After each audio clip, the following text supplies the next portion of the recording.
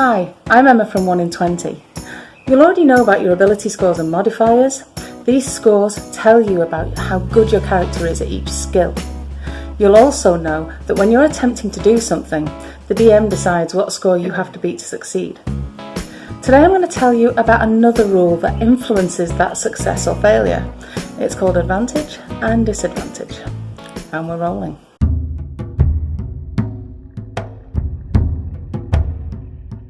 There are times when the situation around you, or the environment that you're in, or even the clothes that you're wearing can affect how likely you are to succeed or fail at whatever it is you're trying to do. This is where advantage and disadvantage come into play, and it's really simple. When you roll your dice, instead of rolling 1d20, you're going to roll 2. And then if you have advantage, you take the highest number. If you have disadvantage, you take the lowest. For instance, imagine you're fighting a monster and it gets trapped by some falling masonry. You'd want to rush up and kill it quick while it's pinned down, right? In this situation, you'd have advantage to hit that monster, and it would have disadvantage to hit you back.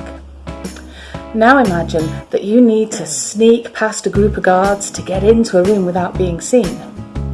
But you're a 6'6" half-orc in full plate mail. Being sneaky is going to be a lot harder for you than for someone in leather. In this situation, you would have disadvantage to creeping past those guards without them noticing you and raising the alarm. The clinking of your armour makes it that much harder to go unnoticed. If there's a situation where both advantage and disadvantage apply, then they cancel each other out and you would just roll a single die.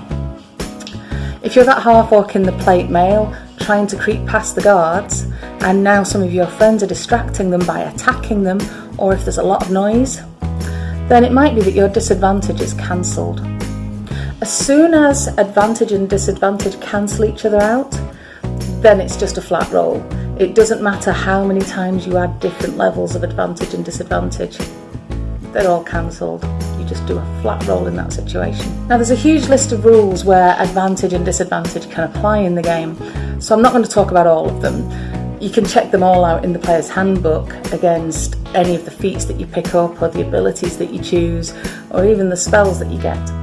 But here's some that apply to most players regardless of who you are. For instance, wearing armour that you're not proficient in, that is, you haven't practiced wearing and fighting in, that means you'd get disadvantage on any strength and dexterity checks that you make while wearing that armour.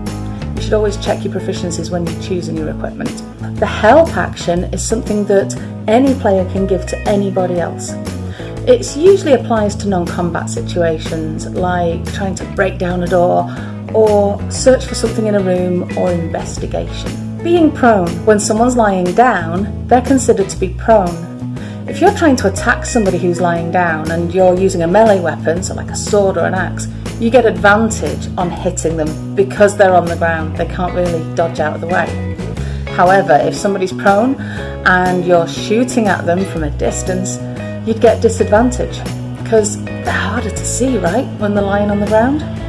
You can use this to your advantage as well if you're the one being shot at. If you're in the middle of a field and you've got archers aiming at you, the best thing to do is drop to the floor. And the last one, being hidden.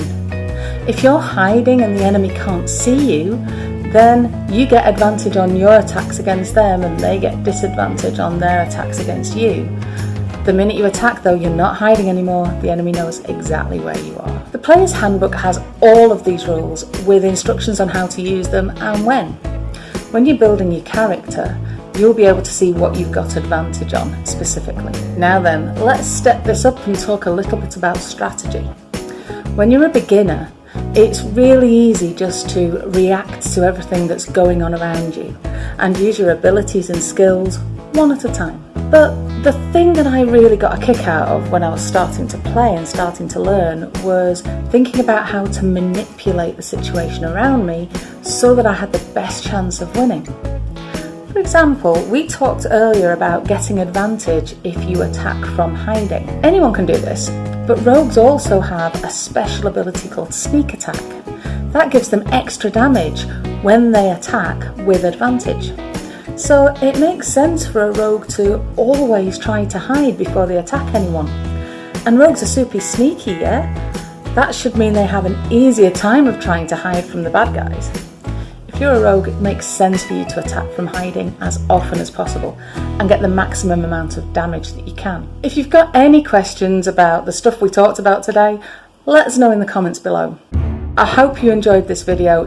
Don't forget to like and subscribe. I'm Emma from 1 in 20. Roll well.